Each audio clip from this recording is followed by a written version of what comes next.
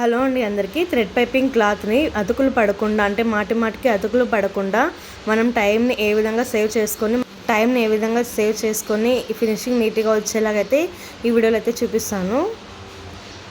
ఇక్కడ నేను 13 ఇంచులు వెడల్పు పొడవు ఉండే విధంగా ఒక స్క్వేర్ పీస్ని అయితే తీసుకుంటున్నాను.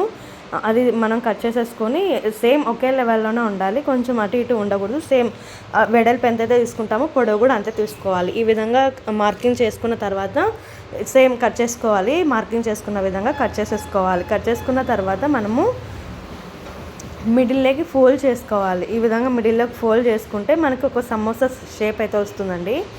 మనం మిడిల్లోకి కట్ చేసేసుకొని నేను చూపిస్తున్న విధంగా క్లాత్ని అయితే పెట్టుకోండి. అంటే ఈ విధంగా పెట్టుకోండి. స్క్వేర్స్ అనేటివి ఆపోజిట్లో రావాలి. చూడండి, ఈ విధంగా మనం పెట్టుకుంటే మనకి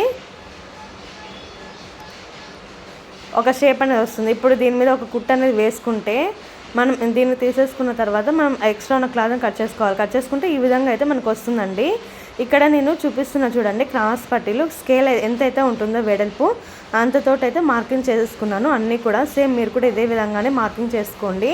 తర్వాత ఇక్కడ మెయిన్ పాయింట్ అయితే ఇదేనండి. ఈ ట్రిక్ పాటిస్తే మనం ఖచ్చితంగా పీస్ అనేది ఎక్కువ టైం వేస్ట్ అవ్వకుండా, అంటే మనము ఈ విధంగా మూలలు ఉంటాయి కదండి, అంటే మార్కింగ్ చేస్తాం కదా మనము, ఇక్కడ మార్కింగ్ చేసింది ఒకటి విడిచిపెట్టేసేయాలి. చూడండి, ఈ విధంగా ఇక్కడ నేను మార్కింగ్ చేసా.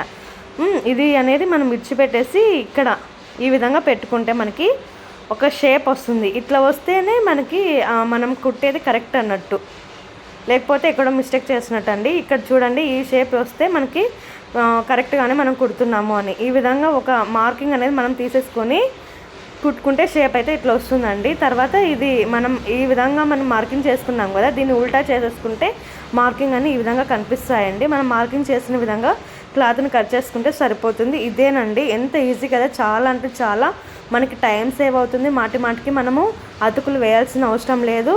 ఫినిషింగ్ కూడా నీట్గా వస్తుందండి. ఎంత నీట్గా వచ్చింది చూసారు కదా మీరే. ఫినిషింగ్ కూడా చాలా బాగా వచ్చిందండి. అంతే అండి ఈ వీడియో. మీకు నచ్చినట్టయితే ఖచ్చితంగా వీడియోని లైక్ చేయండి. మరిన్ని ఇలాంటి వీడియోస్ కోసం మన ఛానల్ని సబ్స్క్రైబ్ చేసుకోండి.